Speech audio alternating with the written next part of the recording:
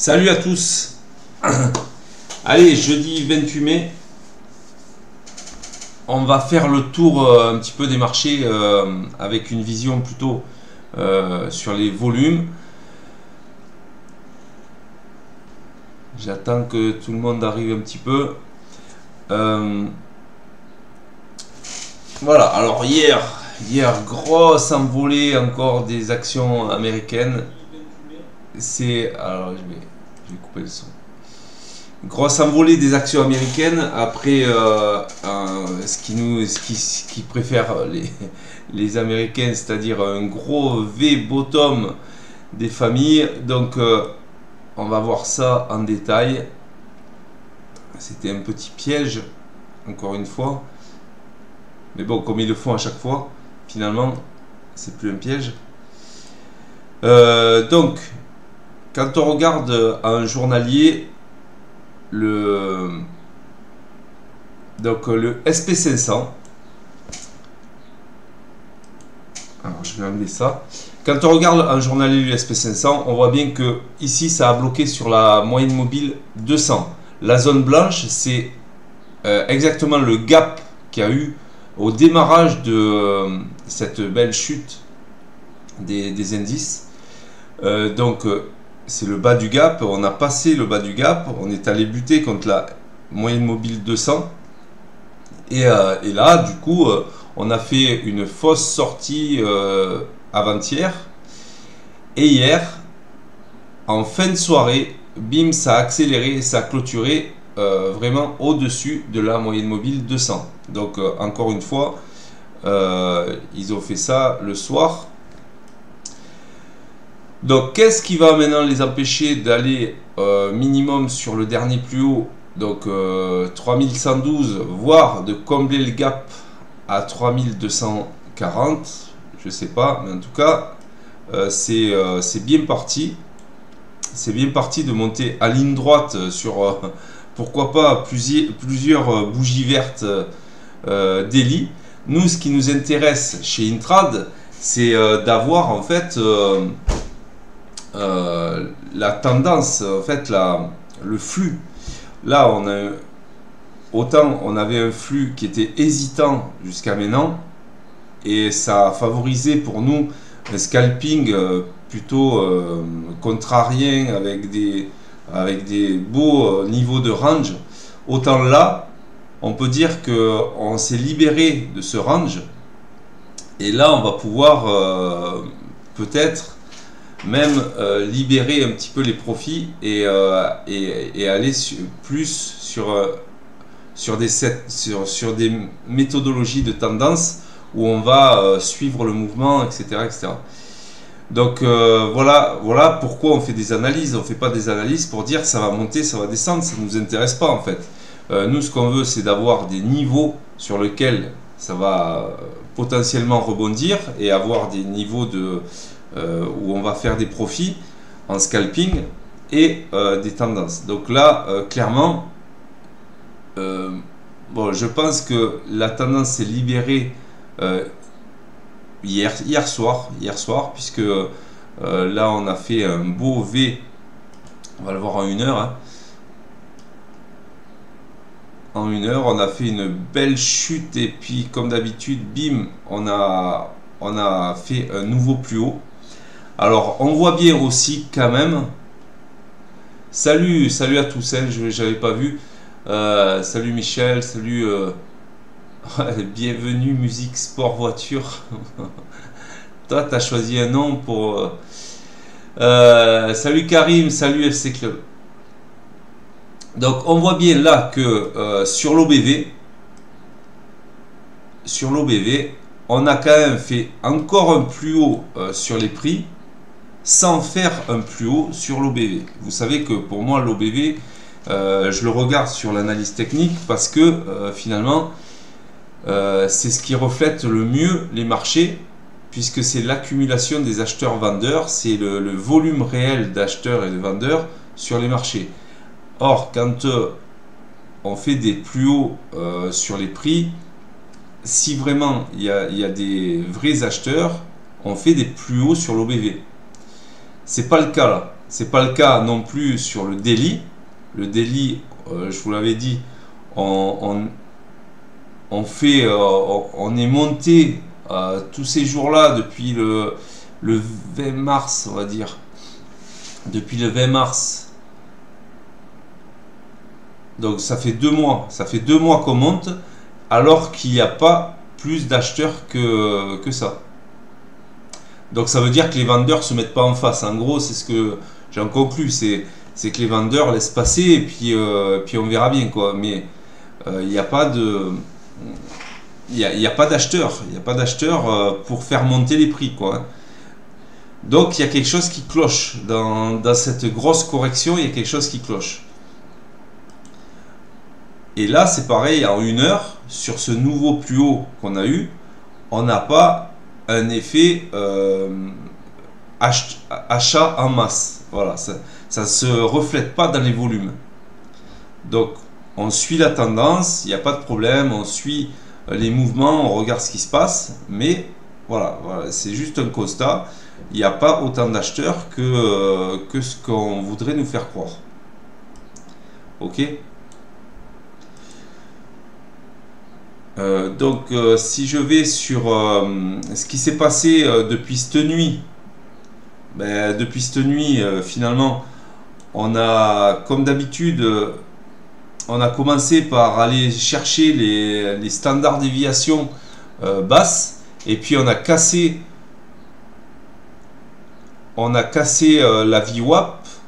Voilà, vers 2 h du matin on a commencé à monter, et là par contre on a un petit peu rangé. On est au même niveau que le plus haut de la nuit. Là en ce moment on est au même niveau que le plus haut de cette nuit. Donc qu'est-ce qu'on va faire? J'en sais rien. En tout cas j'ai l'impression on a du mal à le passer, qu'on va aller retester la VWAP. Peut-être que ça va être une journée de range, j'en sais rien. En tout cas voilà, on va dire le squelette de ce qui s'est passé jusqu'à maintenant, jusqu'à ce matin. Autant les autres jours, entre ça, on voyait pas que ça a recroisé la VWAP à la baisse, parce que ça faisait que monter. Là vous voyez bien que ça tricote sur la VWAP. Ça pourrait être une journée de range ou une journée on va bien voir, hein, mais en tout cas c'est pas la photographie qu'on avait eue ces derniers jours en fait, hein.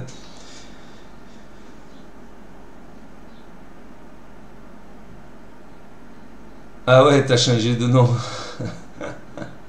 Ah ouais, c'est super facile en fait, hein. Bienvenue Musique Sport Voiture Motivation. Merci. Donc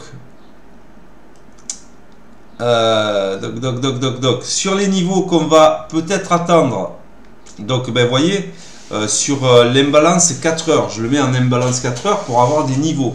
Je vous rappelle, moi l'analyse technique c'est juste pour avoir des niveaux, hein. C'est pas pour prévoir les hausses, les baisses, c'est pour avoir des niveaux de rebond potentiel. Donc là les rebonds potentiels qu'on pourrait avoir dans cette prochaine heure, c'est peut-être les 3043 sur le SP500, déjà 3043. Sinon on aurait peut-être le 3036, le nouveau pic, le pic de volume qu'il y a eu ici, ou alors si on descend plus bas, le 3031. Voilà, ça c'est des niveaux hyper précis qui marchent très bien parce que c'est des pics de volume. Donc on attend ces pics de volume, on regarde comment ça réagit sur les unités de temps inférieures, et sur les unités de temps inférieures on va voir le squelette en fait de ce qui se passe au niveau des volumes, et si ça réagit, si ça fait une double réaction avec les unités de temps inférieures, eh bien, on prend un short assez facile, et puis voilà. Ok, vous avez compris. Donc allez, le Nasdaq. Le Nasdaq, alors on est en daily, et je vous avais dit hier on est dans un biseau. Alors lui c'est pareil, il a fait son V, hein, son V bottom. On voit bien en daily ça fait une mèche, mais donc on a testé en fait le bas de ce biseau daily, on voit bien que ici on a réintégré le bas du biseau daily et puis on est en plein milieu. Donc qu'est-ce qui va se passer? J'en sais rien, mais voilà, on balade entre ces deux lignes. Sur le Nasdaq, c'est quand même très hésitant. On voyait bien qu'on est dans un sorte de range. On a une bougie verte là qui contrôle un peu tout ce qui se passe après. Et voilà, c'est un bon gros range sur le Nasdaq. Donc ça, quand c'est un range comme ça, il suffit, et quand on l'a identifié, de se positionner sur les plus bas et les plus hauts du jour, hein, de la veille, hein, ou du range en fait. Et là, ça fait des trades assez faciles parce que souvent on a des rebonds à fort potentiel, quoi. Donc là, ce range là, il est à identifier, il est même à préciser sur le 1 heure, on va dire. Alors là, sur le 1 heure, on voit bien là où on pouvait rentrer, hein. Alors je vais vous sortir le stylo magique.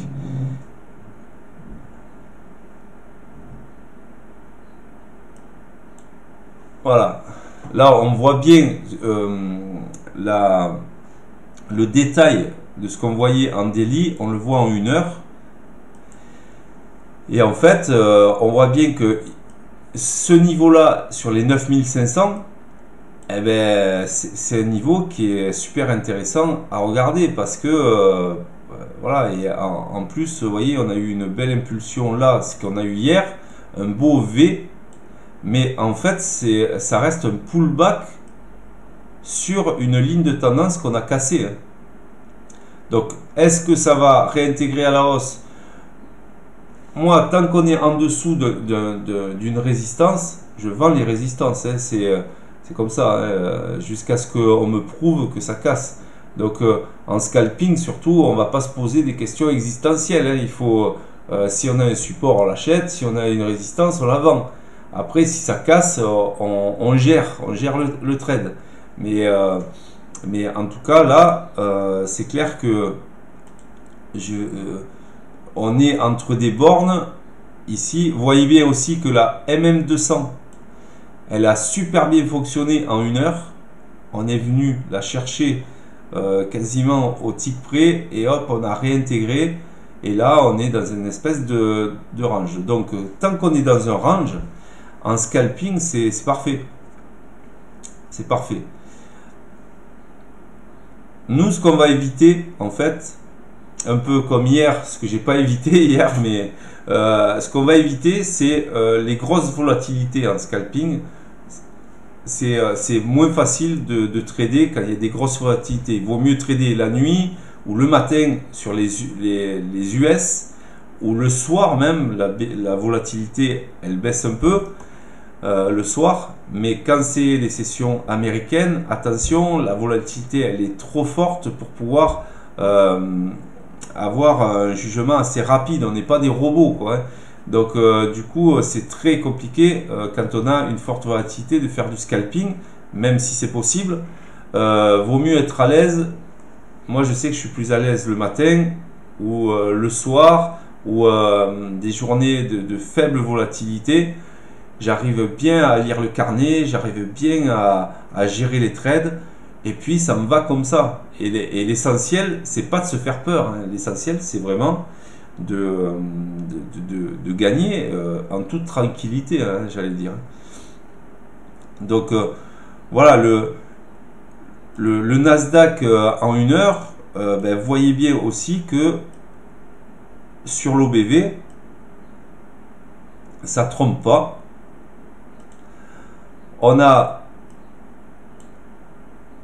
le plus haut de l'OBV qui est ici, d'ailleurs, et on a un nombre d'acheteurs qui est défini, d'accord? On ne va pas inventer les acheteurs, hein. C'est-à-dire que l'OBV, c'est le cumul des acheteurs et des vendeurs, hein. Et on voit bien qu'il y a un nombre d'acheteurs limité, et que ben, même si on fait des prix plus hauts, le nombre d'acheteurs, il reste toujours le même, hein. Et là, on voit bien qu'il commence à y avoir des divergences, et pas mal de divergences d'ailleurs, puisque on a baissé le niveau d'achat ici, on a un niveau maintenant à 750 000 entre les acheteurs et les vendeurs, c'est le delta ça, et on n'arrive pas à avoir beaucoup plus d'acheteurs que ça, donc il y a moins d'acheteurs que ce qu'il y avait avant, hein. Il y en avait, le delta est à 850 000 sur le point le plus haut, et là on voit bien qu'on a 3 points à 750 000, hein.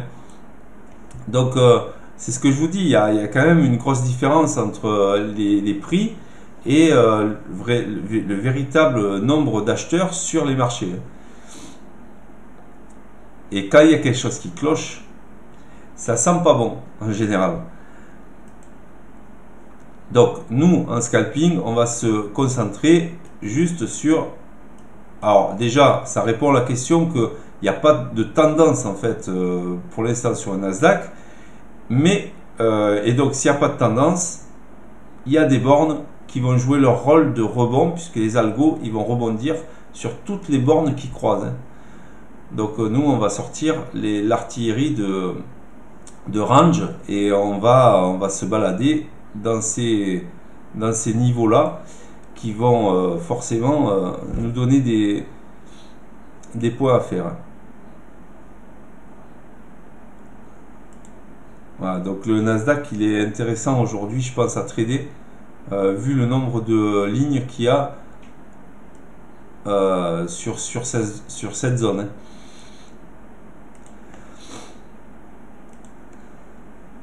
Ça sent la bulle, exactement, la bubule. Ça sent la préparation le retour du Jedi. Alors, le squelette de la VWAP pour le Nasdaq en 5 minutes. Donc, qu'est-ce qui s'est passé depuis cette nuit? Et on voit bien que c'est comme le SP500. Vous voyez que les profils de la nuit donnent des indications en fait sur la journée. C'est pour ça que j'aime bien voir ce squelette là, ce profil de la nuit. Et on voit bien que cette nuit, ça a encore cherché les plus bas, ça a cassé, comme d'habitude, j'allais dire. Ça a cassé la VWAP. Et après, là, on a recassé la VWAP par le bas. Voilà. Donc ça, c'est une configuration pour l'instant qui augure pas une journée hyper haussière comme on avait eu. Maintenant, ça peut très bien partir à la hausse, je dis pas ça, mais seulement ça ressemble pas au squelette qu'on avait vu ces derniers temps. Voyez, donc on a des bornes qui se définissent à 9480 par exemple, et là on a un plus bas à 9368.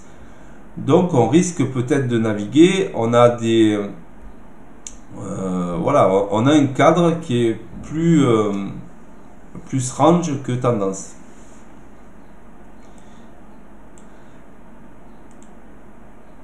Ok, au niveau des niveaux qu'on va aller chercher sur les imbalances, alors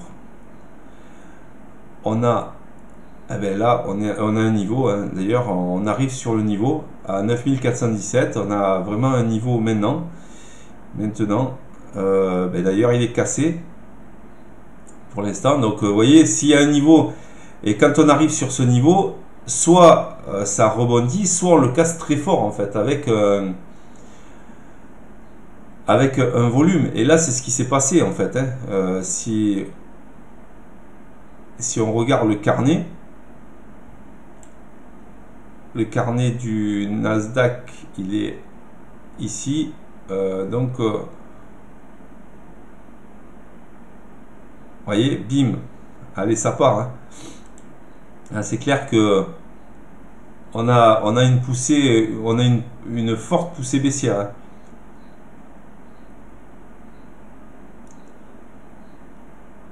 Sur le Dow Jones, on est en train de passer les 25 700, de les casser, de les réintégrer à la baisse. Donc forcément, on est sur les 9400 là actuellement sur le Nasdaq, et là on est en train de le casser. Voilà ce que je disais. Bim, et ça passe. Donc c'est intéressant, ça va être intéressant cette journée de voir ce qui va se passer. Alors peut-être qu'on va faire comme hier, hein, on va baisser toute la journée et puis le soir on va monter comme des dératés. Mais à un moment donné, ça va plus fonctionner, ça. Hein. Ils vont plus avoir assez de jus pour faire remonter les prix comme ils font. Je vous rappelle qu'il n'y a pas d'acheteurs. Hein. Donc à un moment donné, si la moindre petite mauvaise nouvelle, et bim, il y a électrocution. Hein. Alors le pétrole, c'est le jour du pétrole aujourd'hui. Hein. Le jour du pétrole. Donc on est bien sûr en tendance baissière, tout le monde le voit, mais du coup je vous avais dit hier qu'on arrivait sur un niveau, et bon, on avait sur le dernier niveau qu'on avait où on avait rangé un petit peu. Donc sur ce niveau là il y a eu un rebond hier, on a fait une bougie rouge. Bon, on reste quand même dans ce petit range de 6 jours. Voilà, il n'y a pas grand chose à dire de plus, c'est-à-dire qu'on n'a pas de volume acheteur et que je pense que c'est juste une correction et qu'à un moment donné, c'est comme les indices, ça va chuter. Hein. Alors est-ce qu'ils vont aller chercher d'abord le niveau du gap? C'est pas sûr, hein. C'est pas sûr qu'on comble de suite le gap, hein. Parce qu'il est assez loin ce gap. Hein. Sur le 1 heure, qu'est-ce qu'on voit? Alors je vous avais dit hier que c'était les 34 qui allaient faire office de pivot, on va dire. Et donc vous voyez bien que ce pivot là, il a bien fonctionné. C'est-à-dire que le 34 d'hier que je vous avais donné, il a bien fait son rôle et on est allé jusqu'à l'oblique, jusqu'à 32. D'ailleurs, je crois que c'est ce que je vous avais donné comme TP, jusqu'à 32. Maintenant, qu'est-ce qu'on va faire? J'en sais rien, mais là, on a cassé une autre oblique daily. Donc on va voir, peut-être que ça fait un pullback pour revenir. Mais en tout cas, peut-être que ça amorce déjà une correction daily, hein, tout ça. Sur l'OBV, par exemple, on voit bien, c'est ce que je vous avais dit, on voit bien que le niveau des acheteurs, le niveau haut des acheteurs ici, acheteur-vendeur, hein, le delta, il était à moins 3960. Donc là on est en négatif, hein, ça veut dire qu'il y a plus de vendeurs que d'acheteurs. On est à moins 3900 vendeurs de plus. Et donc là on est descendu ici sur le même prix. Et donc à moins 4000. Donc on augmente le nombre de vendeurs. Et là avec cette chute ici, vous voyez bien que quand les vendeurs s'y mettent, on le voit parce que les vendeurs accompagnent le prix. Les vendeurs accompagnent le prix. Et là, on peut dire que c'est réel, cette chute des prix du pétrole. Pourquoi? Parce que ça a été accompagné par les vendeurs. C'est la différence qu'il y a quand les prix montent ou descendent sans vendeurs ou sans acheteurs, ça se voit. Mais là, ça se voit aussi quand c'est accompagné.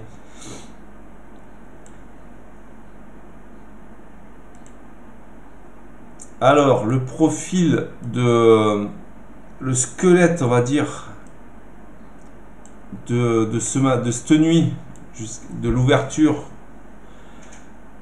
ben, on voit bien qu'on a eu une impulsion. Hein, alors, souvent d'ailleurs, vous remarquerez, quand on va chuter, on va chercher les standards déviation en haut et puis pim, on casse à la baisse. Et puis le contraire, quand on va monter, on va d'abord chercher en bas.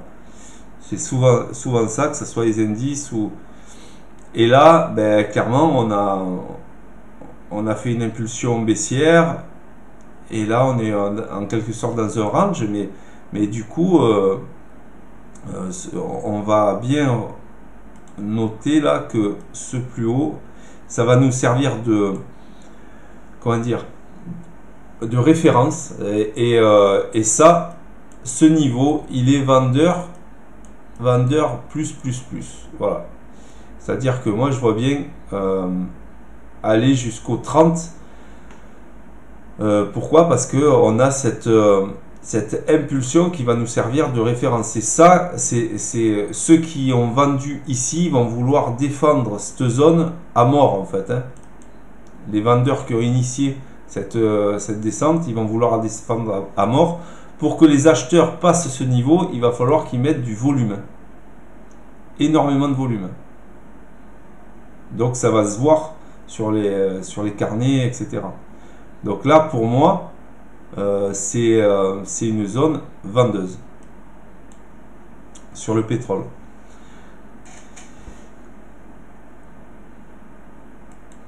Capiche. Donc, sur les niveaux, qu'est-ce qu'on va attendre comme niveau sur le pétrole? Les premiers niveaux qu'on va avoir, c'est quoi?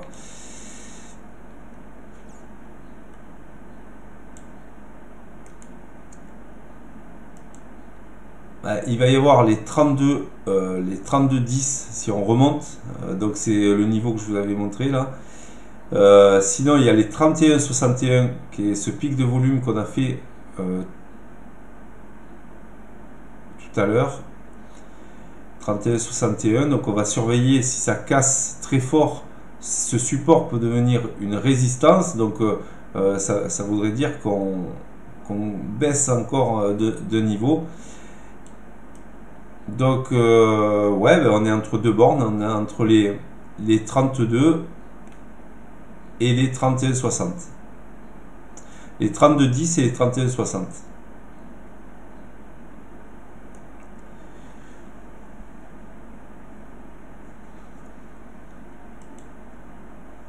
Alors le gold, bah, toujours dans son petit range daily, quand même, c'est un range daily, hein, ça dure depuis fin avril, début mai, hein. On est en range, on n'en sort pas. Bon, un range daily, ça se trade, hein, en scalping, c'est vu qu'il y a des bornes hautes, des bornes basses, donc après il suffit de les trouver, ces bornes. Là, on voit bien que... Alors, pourquoi j'ai perdu l'OBV? Je n'en sais rien. J'ai perdu l'OBV. Bref. On voit bien qu'on a eu une phase baissière en 1 heure. Là, on est en train de tester, je pense, l'oblique 1 heure. On va tester l'oblique 1 heure bientôt. Donc... à voir si ça va casser ou pas, je ne sais rien. Voilà, sur les 1720, ça peut être en fait ce niveau-là, ce niveau d'oblique, ça peut être un départ. Si on a du volume en même temps que la cassure, on pourrait imaginer qu'il y a un départ. Mais en tout cas, cette oblique, pour l'instant, nous en scalping, on la short en fait, hein, cette oblique, tant que ça ne prouve pas que ça casse. Par contre, voilà, sur le squelette de la VWAP du gold, là c'est plus clair. Vous voyez bien que là c'est plus clair, c'est-à-dire que cette nuit, on a un peu jusqu'à 3 heures du matin, et en général, vous avez vu que c'est souvent à 3 heures du matin que ça se passe. On a cassé par une impulsion la VWAP, et là on n'a pas arrêté de monter. Donc est-ce que ça va être une journée très haussière? Ben, en tout cas ça en a tout l'air en fait, hein. Ça en a tout l'air. Donc voilà, C'est important, moi je regarde souvent ça parce que on se fait une idée en fait de départ. Peut-être que ça change après, mais on se fait une idée de départ de ce qui s'est passé et de peut-être ce que veulent les intervenants, les grosses mains, etc., etc. Donc s'ils ont décidé peut-être d'acheter aussi fort dès cette nuit, c'est peut-être qu'ils vont aller chercher un point beaucoup plus haut dans la journée, hein. Donc il va y avoir des replis et c'est dans ces replis que on va pouvoir acheter en fait.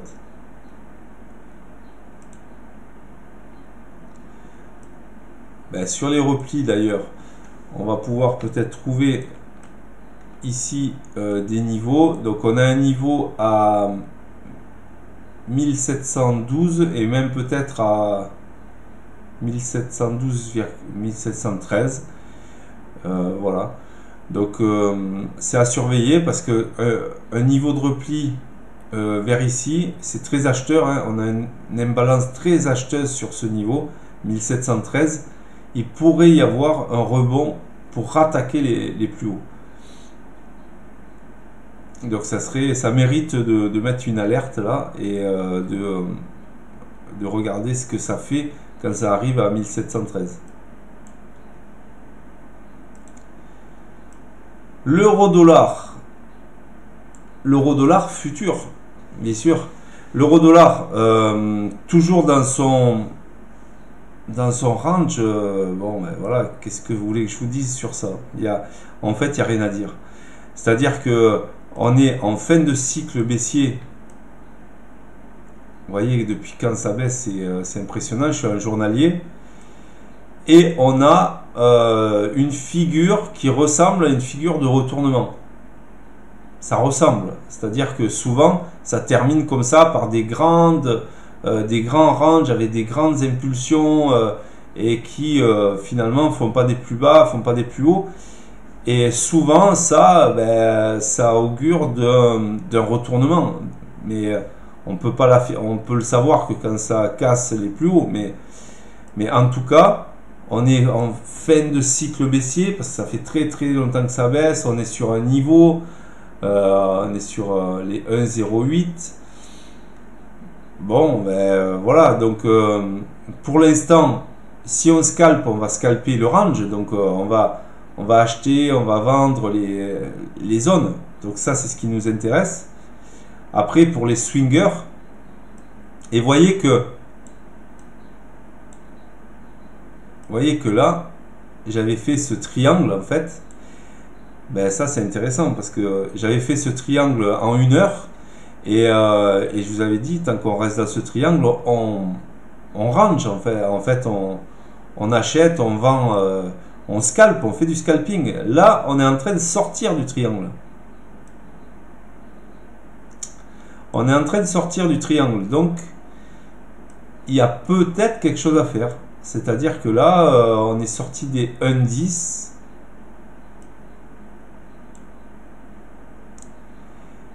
Et puis c'est à surveiller, je pense, si on casse les derniers plus hauts là, sur le 1 heure.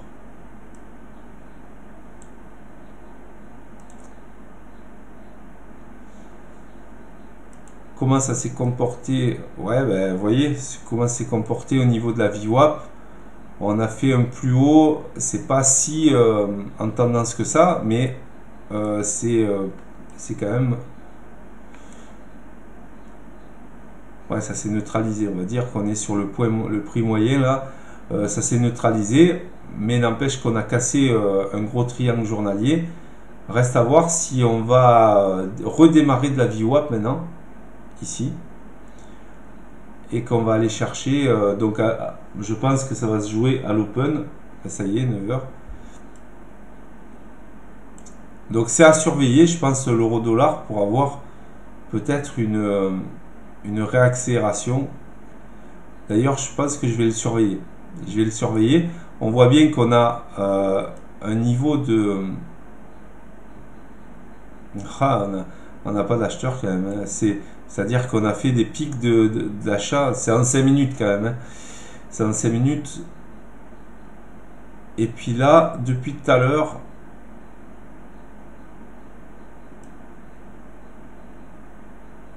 depuis tout à l'heure, en fait, ça monte au niveau des acheteurs. Faut voir, parce que si ça recasse la VWAP à la hausse avec du volume, il peut y avoir un départ, puisqu'on a cassé en fait le triangle. Je vais le surveiller quand même, l'euro-dollar, on ne sait jamais. Au niveau des niveaux à surveiller, il y aurait peut-être le 1,10-16 et plus bas le 1,10, hein, tout simplement, c'est le 1,10 où il y a eu un pic de volume ici qui a fait monter les prix. Ok, allez, notre ZN où il n'y a toujours rien à dire puisqu'il est en lévitation, lui, il est en haut. Donc il y a toujours rien à dire. Tant que il baisse pas, en fait, ça veut dire que on est sur des capitaux qui sont alloués sur du sans risque. En fait, c'est tous ceux qui mettent sur les obligations, c'est qu'ils veulent pas de risque en fait, hein, sur leurs capitaux. Donc tant que ça monte, c'est que il y a du danger, hein, je pense, hein, sur les actions, c'est qu'ils veulent sécuriser. C'est ça, c'est pour moi, c'est une valeur refuge, hein. Donc voilà, bon, il n'y a pas grand chose à dire parce que là on est à plat. Donc c'est pas significatif, hein, pour l'instant le ZN il reste en calme plat.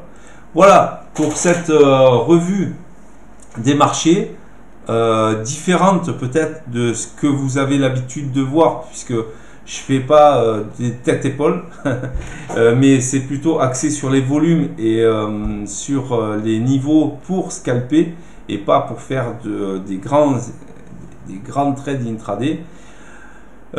Donc, moi, je vais commencer ma session de scalping en tenant compte, bien sûr, de mon analyse. Sinon, ça sert à rien que je fasse une analyse. Je fais une analyse aussi pour moi, hein. Et je vais mettre des alertes. Je vais re-regarder les niveaux et je vais essayer de trouver des points d'entrée, des points et de sortie surtout. Voilà. Je vais enregistrer bien sûr ma séance de scalping que je vais mettre dans la formation. Ça, c'est toujours pareil. J'essaye de faire un maximum de fois pour le pack expert, parce que le pack premium, il y a déjà beaucoup de vidéos. Maintenant, je m'attaque au pack expert et je fais de plus en plus de vidéos en séance purement carnet. Voilà, purement carnet. Et comment trouver des mains acheteuses, des mains vendeuses sur les carnets, comment repérer des icebergs, des spoofings, comment repérer des dynamiques de marché. Voilà, ça c'est tout ça ce que je développe dans les vidéos et que je mets en ligne après dans le forum privé pour la formation pack Gold et pack Expert surtout. Voilà, si vous êtes intéressé par la formation, il y a le lien dans la description, hein. D'ailleurs, je voudrais remercier tous ceux qui ont rejoint la formation Intrad, parce que vraiment, je ne m'attendais pas à autant de succès en un mois de cette formation. C'est pour ça que je m'investis encore plus et je fais plus que ce qu'il y a prévu dans le pack quand j'ai voilà. Et il y a beaucoup plus de contenu, je fais beaucoup plus de webinaires que prévu. Bon voilà, ça me demande beaucoup plus de travail, mais moi ça me fait plaisir parce que il y a une équipe déjà d'étudiants qui sont super dynamiques, qui remplissent, qui font beaucoup d'analyses, qui montrent leurs trades et qui s'encouragent, etc. Alors, on a déjà un qui a validé le test avec la méthode Intrad. Et là, il y en a un deuxième qui est peut-être sur le point de le faire. Je ne veux pas y porter malchance, donc c'est très bien. D'ailleurs, à ce sujet-là, j'ai discuté avec celui qui a réussi le test. On a on a convenu d'un rendez-vous soit fin de semaine, soit la semaine prochaine pour une interview. Et là, vous verrez comment, enfin déjà vous le connaîtrez et j'y poserai des questions sur comment il a fait pour gagner, qu'est-ce qu'il a fait pour gagner, d'où il vient, qu'est-ce qu'il va faire, etc. etc. Donc vous saurez tout sur celui qui a réussi le test Lilou avec la méthode Intrad. Il vous expliquera comment il a fait et ce qu'il a appliqué pour gagner et pour se faire financer 50 000 $ par Lilou Trading. D'accord? Voilà. Et en plus de cette interview sera publique, donc tout le monde pourra avoir. Et en plus de ça, il interviendra dans un webinaire, là, qui sera réservé au forum privé, donc aux intradiens. Et là, comme tout le monde a le micro sur ce forum, tout le monde pourra y poser des questions vraiment très précises sur vraiment quel setup il a utilisé, quelle stratégie vraiment très précise. Donc on est dans le cœur d'Intrad et vous allez voir Thierry. Alors bonjour, je vous ai envoyé un email concernant Lilou, mais je n'ai pas eu de réponse. Je voulais savoir si vous avez pu retirer les gains via ce service, car il m'inspire moins confiance que OneUp. Oui, bien sûr. Oui, oui. Et je dirais même plus que je crois que je vous ai répondu en plus. Hein. Mais bon, j'ai tellement de choses à faire. Si je réponds pas, c'est pas que je veux pas, c'est que j'ai pas le temps. Oui, j'ai pu retirer des gains. Alors Lilou, eux, ce qu'ils font, c'est que c'est sur le contrat, hein, donc vous pouvez retirer. Ils vous limitent les 4 premiers mois. Ils vous limitent à 1000 $ par mois pendant 4 mois. D'ailleurs, quand moi j'ai lu le contrat et que j'ai vu ça, je leur ai écrit un mail et j'ai dit, mais alors vous me limitez dans ma performance, parce que finalement, si je peux faire plus, je vois pas pourquoi je ferais plus. Hein. Et donc ils ont eu, non, surtout vous limitez pas tout ça. Ben si, moi je vais me limiter. Je vais me limiter au minimum syndical, c'est-à-dire que je peux retirer que 1000 $ par mois, je retirerai que 1000 $ par mois. Il y aura un surplus que de toute façon on est obligé de laisser sur le compte. Et au bout de 5 mois, on est autorisé à retirer ce qu'on veut. Ah, bien sûr, il faudra laisser un matelas parce que si vous retirez tout, vous n'avez plus de matelas pour trader. Mais, donc, ils veulent faire ça pour avoir des traders qui sont réguliers en fait, hein, qui restent sur le long terme. Donc ils vous permettent de retirer 1000 $, ce qui est pas mal, parce que finalement vous avez dépensé que, allez, admettons 200 $ et 1000 $ par mois, mais ça vous incite quand même à être très régulier avec Lilou. Quand vous passez en réel avec Lilou, il vous propose 2 forfaits. Un forfait où vous changez rien dans les règles, c'est-à-dire que vous prenez exactement le même forfait que l'évaluation et le même nombre de lots, la même règle sur le drawdown. Voilà, c'est ce qu'ils appellent le forfait investor en fait, c'est investor. Et après vous avez un autre forfait où ils vous permettent, je crois, parce que je ne l'ai pas pris, alors je crois, de retirer plus souvent des gains, plus vite des gains. Il y a une autre règle sur que celle qu'on a sur le trailing drawdown. D'ailleurs, il ne marche pas du tout pareil, mais ils vous permettent d'avoir moins de lots possible. Donc c'est à voir, après c'est vous qui voyez, mais je pense que Accelerator, je crois que c'est ça le nom. Il y a Investor, Accelerator, et Accelerator, vous pouvez retirer beaucoup plus que 1000 $ par mois. Mais c'est à confirmer parce que je ne l'ai pas pris. J'ai pris que le Investor, c'est-à-dire les mêmes règles que l'évaluation, parce que je ne voulais pas être perturbé à changer les règles en cours de route. Voilà. Mais oui, oui, ils payent, hein. Comme OneUp, ils payent. Après, les autres, je ne les connais pas, mais moi, j'en connais qui ont été payés par Top Step Trader, qui ont été payés par. Parce qu'il y en a d'autres, hein. Il y a Earn to Trade, il y a.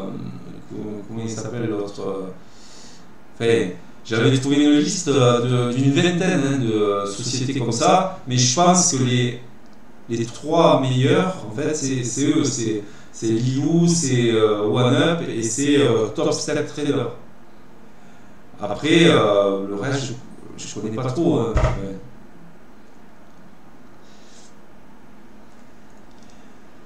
Mais le mieux, c'est comme je réponds souvent, le mieux c'est d'essayer par vous-même en fait. Parce que quoi que je dise, quoi que je fasse, il y aura toujours un doute.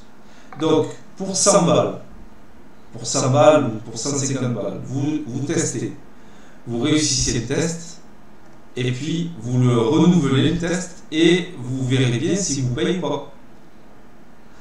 C'est juste ça en fait. Le risque par rapport au gain, il est quand même, important. Je veux dire, le risque reward est important. Donc pourquoi ne pas essayer vous-même?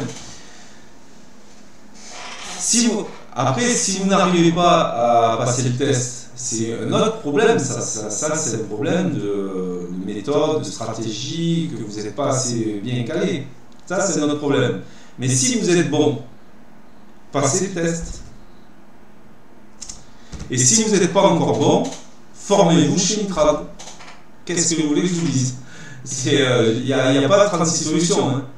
Mais surtout, ne partez pas sur votre argent. Si, admettons que ce soit une arnaque, tout ça. Admettons. Allez. Mais déjà, même si c'est une arnaque, ça vous permet de savoir, d'utiliser les outils de risk management et de savoir si vous savez trader. Parce que si vous ne réussissez pas à faire 10 jours d'affilée, de faire l'objectif avec 10 jours d'affilée sans toucher le drawdown, c'est que vous n'êtes pas capable de trader votre compte personnel. Donc 200 balles, c'est mieux de perdre 200 balles que de perdre 3 000, 5 000, 10 000 euros sur votre compte personnel.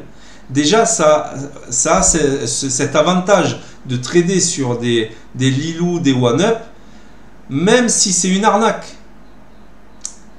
Et si ce n'est pas une arnaque, eh bien à ce moment-là, vous aurez le deuxième avantage, c'est d'être payé. Donc c'est pour ça que je conseille toujours d'essayer vous-même. Et vous allez voir que ce qu'ils font, c'est légal déjà. C'est légal. Et puis c'est honnête. Ouais, pour l'instant, j'ai rien trouvé de louche. Ils répondent très très vite, ils payent, ils ont des contrats. Enfin, voilà, c'est. Moi, je dis à tous ceux qui y croient pas d'essayer. Parce que moi, quand je vois des gens, ils sont prêts à mettre 500, 1000 euros sur un robot de trading, en mettant leurs capitaux sur des robots de trading, sans savoir, et souvent ça part à la catastrophe, et donc là le risque rendement il est encore plus faible que la chance de survie sur les marchés financiers, elle est vraiment à zéro. Et donc là, pour 200 balles, eh ben oui, pour 200 balles, il faut tester quoi.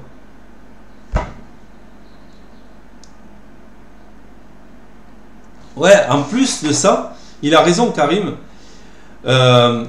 Ils sont immatriculés aux États-Unis. Il faut savoir qu'aux États-Unis, ils font la chasse aux arnaques financières et ça ne pardonne pas.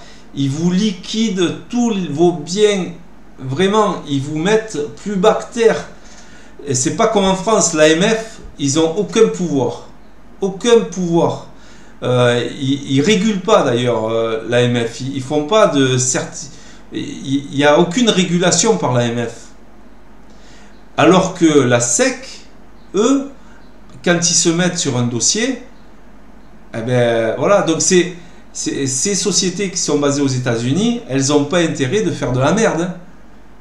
Parce que sinon, c'est au niveau... Ils sont branchés sur les cours futurs, ils sont autant régulés que les brokers. Donc, non, non, il faut pas croire. Les États-Unis, ils contrôlent 100 fois mieux que la France. La France, il n'y a rien qu'à voir que, de toute façon, ils autorisent encore les CFD en France. Vous voyez, les États-Unis, ils les ont interdits. Les CFD, c'est la pire arnaque qui ait eu et qui continue à sévir en France. C'est de l'arnaque, les CFD. Quand vous prenez un broker futur, par défaut, ben vous savez que vous êtes tranquille.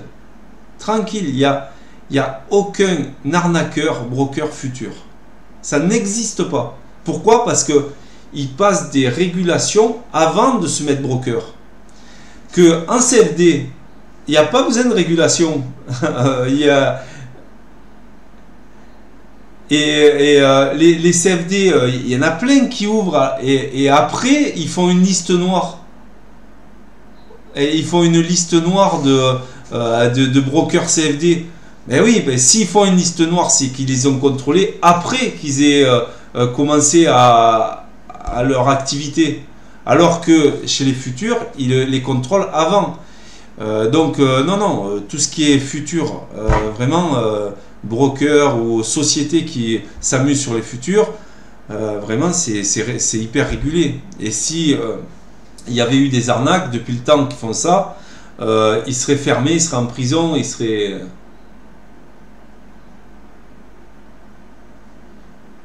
98% des traders de CFD sont perdants. Apparemment, les gains sont de 60 millions et les pertes de 198 millions. Voilà, c'est ça. Ben oui. Mais ça m'étonne pas. Et un jour, ils vont prendre la décision. Mais je crois même qu'en Belgique, ils ont... en Belgique, ils ont interdit les CFD aussi. En Belgique, donc... vous allez voir qu'en France, ben, ça va arriver, ils vont interdire les CFD. Il n'y a pas de raison qu'ils les interdisent pas. Il y a tellement d'arnaques là-dessus. Là, oui, il y a des arnaques. Mais non, franchement, et pour le peu de risques qu'il y a sur ces services, Lilou et OneUp, on dépense 100, 200 balles pour tester un service. Franchement, ça vaut le coup d'essayer. Ça vaut le coup d'essayer. Rien que de se dire, est-ce que je suis capable de réussir le test? Et vous allez voir que c'est très compliqué de réussir le test. Pourquoi? Parce que souvent, les gens sont habitués à laisser courir leur drawdown, à se laisser aller en moyenne. Voilà. Donc, du coup, quand on a des règles très strictes, c'est très compliqué de faire ne serait-ce que 10 jours gagnants sur Lilou. Et OneUp, c'est 15 jours. Hein. Donc, c'est très compliqué. Hein. Au niveau de sa psychologie, au niveau de la rigueur, au niveau de tout ça. Donc voilà. Moi, je dis que ça... c'est un service qu'il faut prendre pour pouvoir... Au moins, si on a 100 000 euros de capital, par exemple, au lieu de se lancer, de mettre 100 000 euros de capital et d'avoir 90% de chances de les perdre, eh bien, on passe par OneUp, on passe par Lilou, et on se dit, si je réussis le test, à ce moment-là, je trade sur mon capital. Ça, c'est raisonnable. Mais, enfin, franchement, et je parle même pas de ceux, qui ont 10 000 euros de capitaux, qui là sont encore plus sûrs de les perdre que les autres. Après, je comprends votre point de vue, mais un virement de 1000 $ et 10 à 15 000 $, c'est pas la même chose. Un virement, je sais qu'il peut me le faire, mais un virement de 10 000 mensuels, je suis moins sûr. En fait, c'est le sérieux du fonds, à mon avis. Mais il n'y a aucun argument dans ce que tu dis, en fait. Je comprends pas ce que tu dis. si tu les gagnes, tu as un contrat. Hein, et c'est... Oui, et alors, ce que je veux dire, c'est que tu dis 1000 $, ça peut venir des gens. Et alors, qu'est-ce que ça peut te foutre en fait? Parce que si tu les gagnes, tu les gagnes. Arrêtez d'avoir des questions existentielles, des excuses. En fait, ça, c'est des excuses. Testez-le, le truc. Si vous gagnez de l'argent avec, qu'est-ce que vous en branlez si ça vient de droite ou de gauche, l'argent? On s'en fout si ça vient. Mais en tout cas, vous n'avez pas cramé votre compte. On peut... Le français, il est terrible parce que à chaque fois, c'est la théorie du complot et la théorie de l'arnaque. Mais non, mais testez avant. Voilà. Parce que en général, ceux qui ne testent pas, c'est qu'ils ne sont pas sûrs, en fait, de leur stratégie et qu'ils ont peur de se confronter, en fait, à la réalité du trading. La réalité du trading, c'est pas de mettre un levier de dingue et d'avoir des drawdowns de 30%, tout ça, c'est pas la réalité du trading. La réalité, c'est de faire de la performance avec un très faible drawdown. Ça, c'est raisonnable et ça, vous pourrez durer dans le temps, en fait. Mais franchement, arrêtez de vous poser des questions, quoi, pour le risque qu'il y a. Qu'est-ce que vous avez comme risque? 200 $ ou même pas, ça commence à 100 $.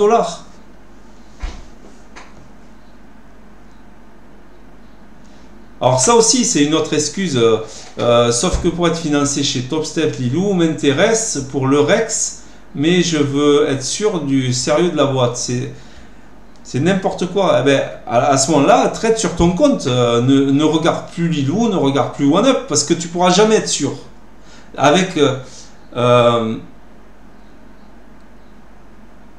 tu pourras jamais être sûr.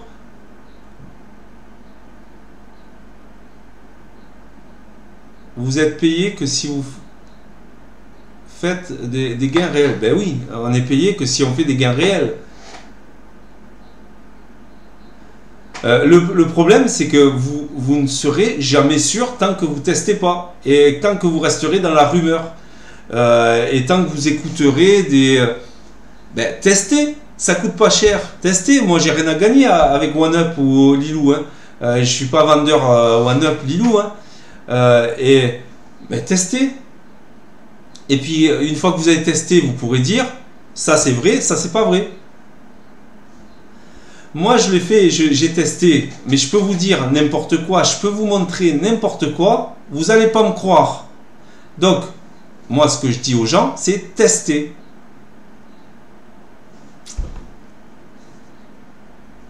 Ça fait des années qu'ils existent ces boîtes. Franchement, depuis le temps, ils auraient tous fermé. Hein, parce qu'il y aurait des plaintes à gogo. Hein. C'est ça que je dis. Arrêtez de tout le temps avoir une théorie. Oui, je doute, je doute. Vous doutez de quoi? Vous êtes avocat internationaliste. Vous avez lu les comptes des... Enfin, c'est... on doute que quand on a testé. On ne doute pas quand on regarde quelque chose de l'extérieur. Enfin, franchement, c'est... Enfin, bref. Peu importe. Peu importe. Moi, ce que je dis, c'est que au lieu de mettre votre capital... par exemple, j'ai eu une discussion avec quelqu'un qui a le même raisonnement que toi. Je doute, je doute, je doute. Mais à côté de ça, il me dit, oui, mais j'ai un capital de 3000 € que j'ai mis sur un compte de trading et je me demande parce que je crois que c'est une arnaque, tout ça. Ben, j'ai dit, t'as qu'à tester. Je fais la même réponse à tout le monde. Ouais, mais non, oui, mais non, oui, mais non. Ouais, mais sauf que ces 3000 € là qu'il a sur son compte, il va les perdre en maximum 3 mois. Ça lui aura coûté 3 mois sur son compte, donc ça lui aura coûté 3000 €. Avec 3000 €, je t'explique, tu as, admettons que tu prennes même le forfait à 150 €, on va dire, ça te fait 20 mois d'essai d'affilée. 20 mois d'essai. En 20 mois, si tu es capable de renouveler 2 fois, eh ben, c'est tout remboursé en fait.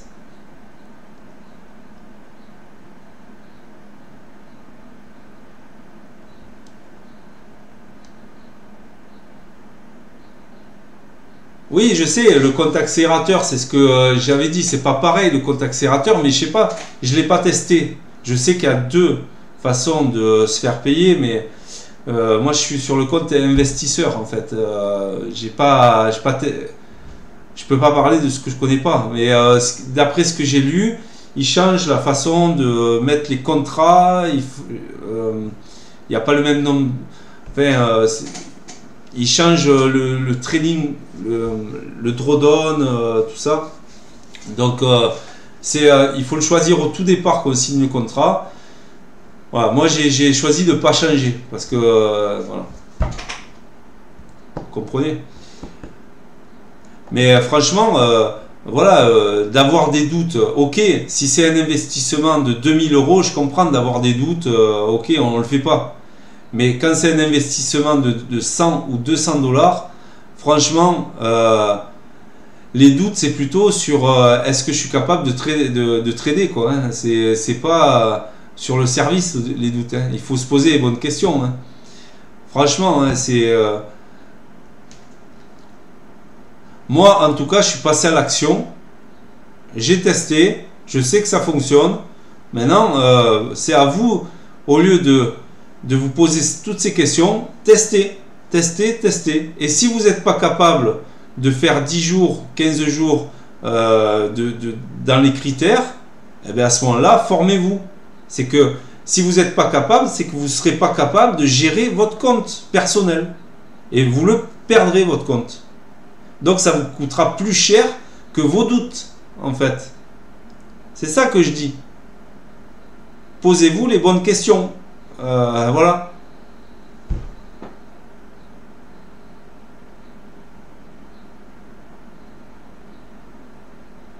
Exactement. Même si tu perds, c'est-à-dire que quand tu payes 150 dollars par exemple pour avoir un forfait à, je sais pas, à 50 000 et que tu touches ton daily stop loss en une semaine, il te reste 3 semaines où tu as un flux pour t'entraîner en fait, où tu as le flux de futur et tu peux t'entraîner avec. Et vraiment. Et après, tu reviens le mois d'après avec ton entraînement, parce que c'est ça qu'il faut, c'est s'entraîner sans cesse. Et après, tu recommences si tu es prêt, si tu te sens prêt, tu recommences. Et là, tu essayes de t'améliorer. Voilà ce qu'il faut faire. Voilà un bon placement intelligent, parce que c'est... bien sûr que c'est difficile de réussir le test du premier coup, parce qu'il faut s'être entraîné pendant... mais bon, Nelson par exemple, il a réussi du premier coup. Hein. Il a acheté ma formation, il a appliqué un setup, il a appliqué une gestion du trade, il a appliqué les principes que je disais, et puis il a réussi du premier coup. En 10 jours, bim, il a signé le contrat. Ça y est. Je peux même vous montrer, non, je vous montrerai à l'interview ça, son track. Mais voilà, donc je pense que vraiment arrêtez de vous poser des questions. C'est pas comme si vous investissiez 3000 euros. Hein. Franchement, hein, vous testez un service pour 100, 200 euros. Franchement, arrêtez de vous poser des questions de malade. Hein. Des fois, moi je vois, il y en a un qui est sur internet, qui a une belle audience et qui même c'est très bien tradé, hein, il est sur les CFD, qui fait beaucoup de live, qui est beaucoup suivi. Et puis en fait, il a vendu un robot à 500 euros et les gens ne se posent pas de questions. Bim, ils mettent 500 euros dans un robot plus après leur capital. Hein. Voilà, et là ils ne se posent pas de questions parce qu'ils espèrent que ça va gagner tout seul. Mais en fait, avez-vous une vidéo en français sur l'utilisation de NinjaTrader? Ben, je l'explique dans la formation, mais en français, je sais pas, l'utilisation de NinjaTrader en français. Moi, pour l'instant, j'en ai pas sur, comment dire, mais il en existe en fait. Il en existe sur YouTube. Il y avait, comment il s'appelle, Trader Futur, je crois, ou comment. Enfin, il a fait des tutos sur NinjaTrader 8 déjà, donc sur l'utilisation, sur la configuration, tout ça. Donc, j'ai pas besoin de les refaire hein, en fait. C'est sur les fonctions générales en fait de NinjaTrader. Hein. Après, moi je vais dans les détails, c'est-à-dire voilà, je vais dans les détails, mais pour la formation, mais du coup.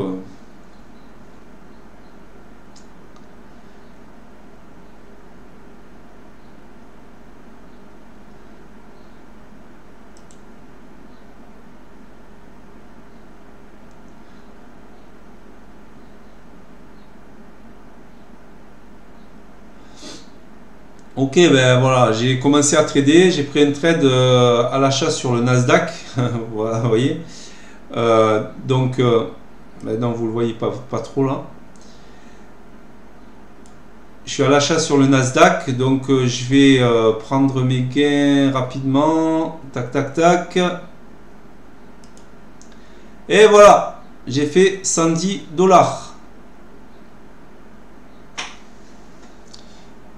J'ai fait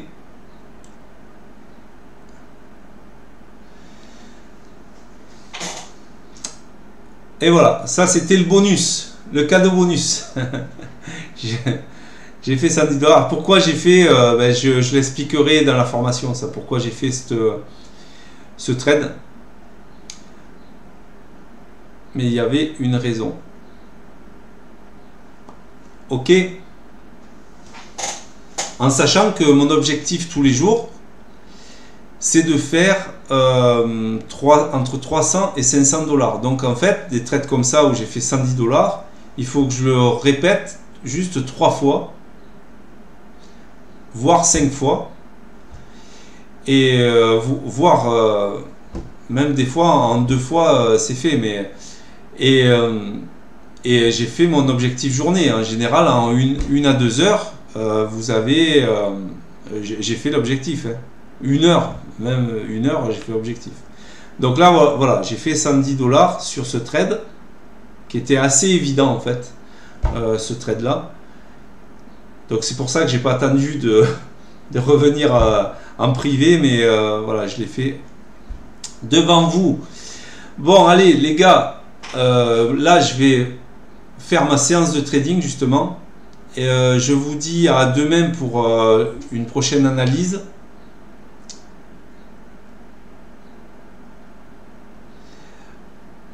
Ouais, 300 $ par jour, super bien. Oui, c'est super bien et c'est en toute sécurité. Et surtout, quand je trade l'après-midi, j'ai pas autant de bons résultats. Je perds beaucoup plus souvent en fait. En général, je gagne 9 jours sur 10. Voilà. Ça, c'est de façon très très régulière. 9 jours sur 10, je gagne. Mais quand c'est peu pour un pro, bah, alors ça, j'aimerais bien connaître tes critères d'être un pro, en fait.